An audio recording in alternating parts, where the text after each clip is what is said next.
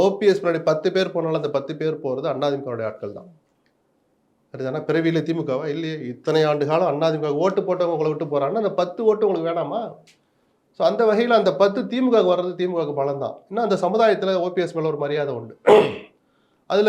அதில் ஒரு சரி பாதி கிடைச்சா கூட, சிந்தனை சதனெல்லாம் போக ஒரு பாதி வந்தால் கூட பரவாயில்லன்னு திமுக நினைக்கலாம்.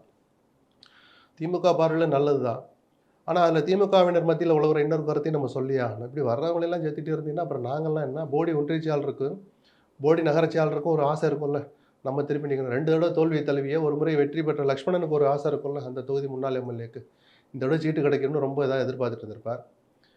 ஏன்னா இன்றைக்கி அவர் எப்படியாவது தோக்கடிச்சா பார்த்தா நம்ம கட்சிக்கே வந்துட்டாருன்னு அந்த லக்ஷ்மணனுக்கு இன்றைக்கி ஒரு துக்கம் இருக்கும்ல, வருத்தம் இருக்கும்ல. தலைவர் பேச்சை கேட்பார், அது வேற.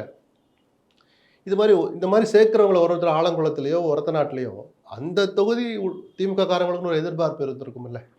அப்போ இது போய்கிட்டே போகுதே அப்படிங்கிற போது அதில் கொஞ்சம் திமுக கவனமாக இருக்கணும். அப்போ விஜய் சொல்றது போல நிழலுக்கு ஒதுங்குறவங்களெல்லாம் சேர்த்துக்கிறாரு அப்படிங்கிற மாதிரி. அதை பற்றி விஜய்க்கு என்ன கவலை? அதை பற்றி விஜய்க்கு என்னங்க கவலை? அடுத்தவங்களுக்கு என்ன கவலை? ஏன்னா வீட்டுக்குள்ளே வந்து தூக்கிட்டு வந்துட்டாங்களா, ஆள் கடத்தலாம், ஐபிசியில் ஒரு செக்ஷன், பழைய ஐபிசியில் ஒரு செக்ஷனை போட்டு விளக்கு போடுறதுக்கு விரும்பி வர்றாங்க, சேர்த்துக்கிறாரு. அது அவங்களுடைய அந்த நெருக்கடியை சமாளிக்கிற ஆற்றல் எனக்கு இருக்குன்னு ஸ்டாலின் நினைக்கிறார், அவர் சேர்த்துக்கிட்டு போகிறார். உங்களுக்கு என்ன வந்துச்சு அதை பற்றி?